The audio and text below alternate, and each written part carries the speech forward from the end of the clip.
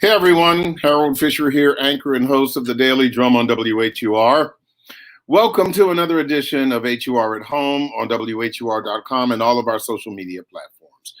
We have some joy, we have elation, also sighs of relief tonight. Just some of the emotions resonating around much of the country and the world as the conviction of Derek Chauvin takes hold. Now that he is behind bars for the murder of George Floyd, what's next in the fight for racial and social justice? And how do people of color build on this momentum? Well, my guest tonight is the Reverend Leslie Dwight, Minister of Social Justice at Community of Hope AME Church in District Heights, Maryland. Reverend Dwight, thank you so much for joining the conversation. I appreciate your time. Thank you so much for having me. It's a pleasure to be here this evening. Let's talk about the verdict, your personal reaction to the guilty verdict today. Yeah, if I can be completely honest and transparent, it was a bittersweet moment. It was a moment where you could arguably celebrate because you couldn't have expected a better outcome. Is really what we all were wanting, what we were all hoping for. But I have to be honest with you that in that moment, it didn't feel like a win. Because this is not a win-win situation. And part of the reason is, you have to understand the gravity of the situation that brought us here.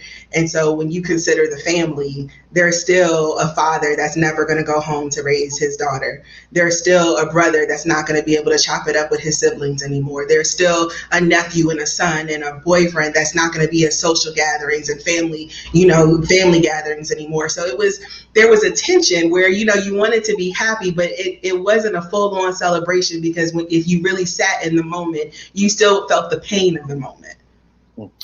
I understand what you mean. Some people are celebrating, some people are happy, but I think overall, this is more of a sigh of relief, a moment to pause and to reflect on not only the events of the day, the trial over the past 3 weeks, and the kind of incidents, not just the George Floyd incidents, but the other incidents that have led us to this point.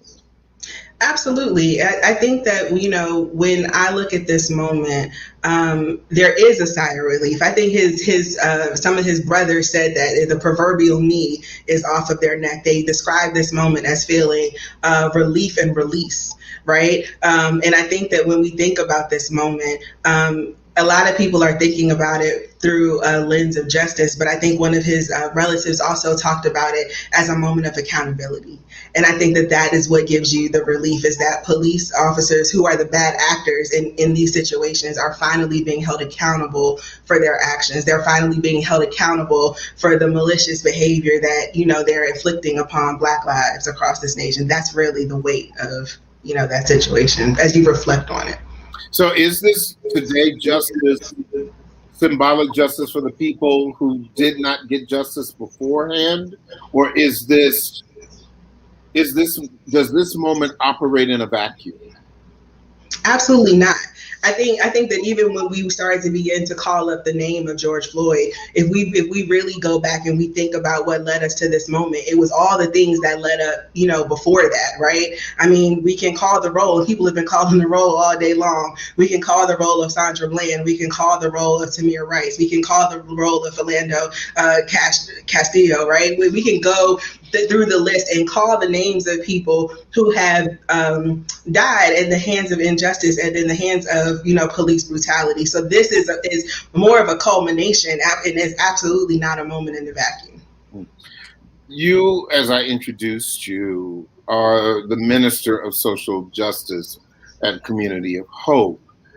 Historically, we have seen social justice activism coming out of the church, but the Black Lives Matter movement did not grow out of the traditional ways in which Black activism in our community has grown.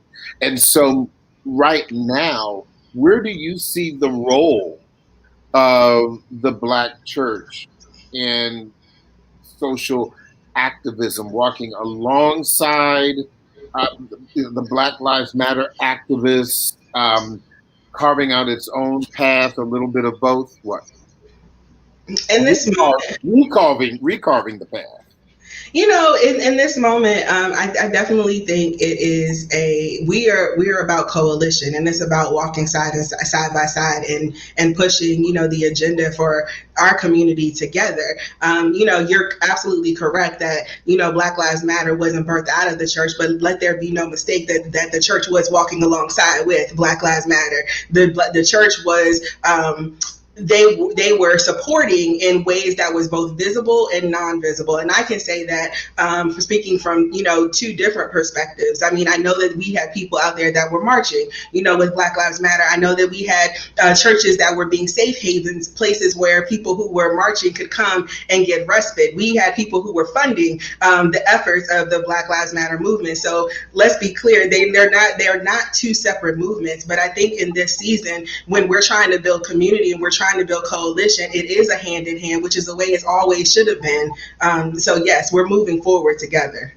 And to your point, let us not forget what we've seen all over the country and what we saw last during the early protests of this year, when we had the right-wing protesters, Proud Boys, Oath Keepers, and the like, who were vandalizing Black Lives Matter signs.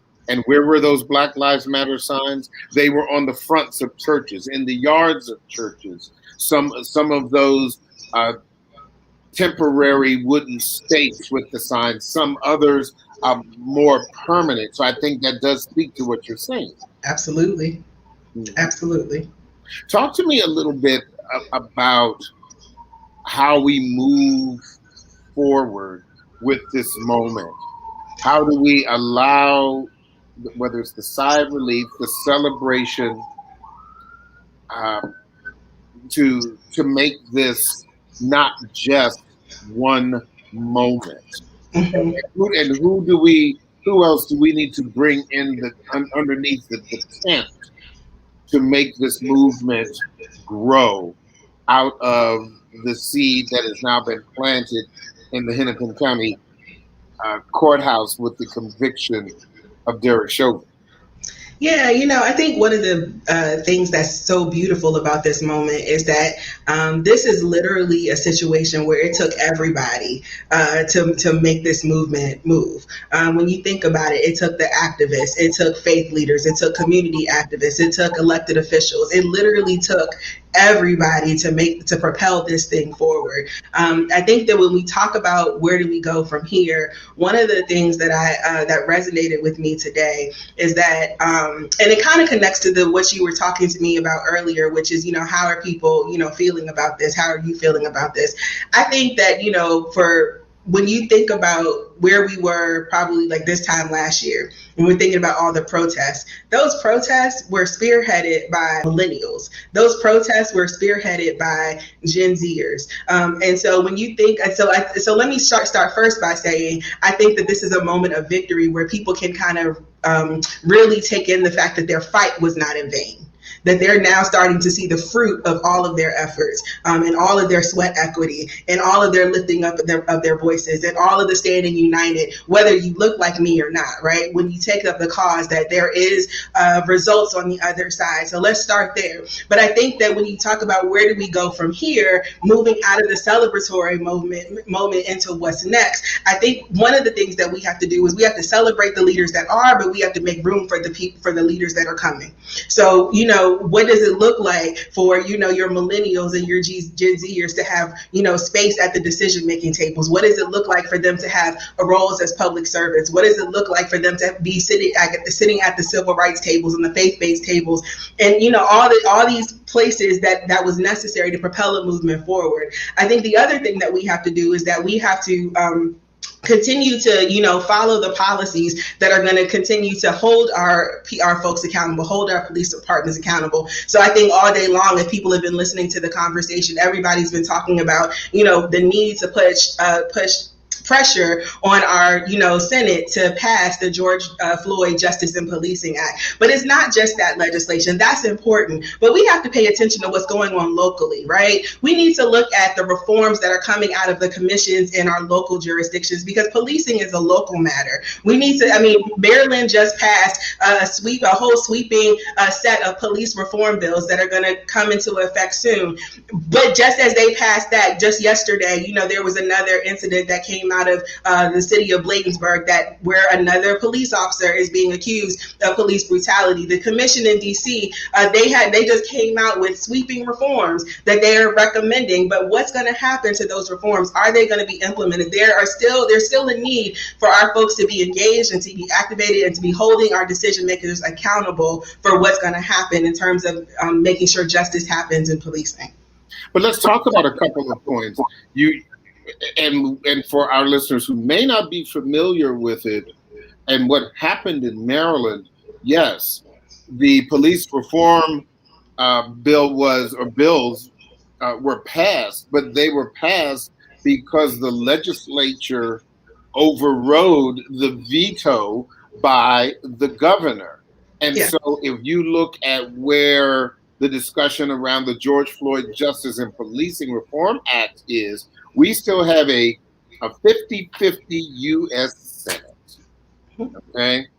And it seems that even though those who would support the act in the House, the Democrats have control of the House right now because of the situation in the Senate, and the Republicans are not inclined to support it, yelling at the Republicans to support something that they're not going to move on is putting the cart before the horse. It seems that now the issue must be, when you're talking about someone such as yourself, social justice, we should also talk about voting and other things, put people in office who would support those things that would support something like the George Floyd Justice and Policing Reform Act.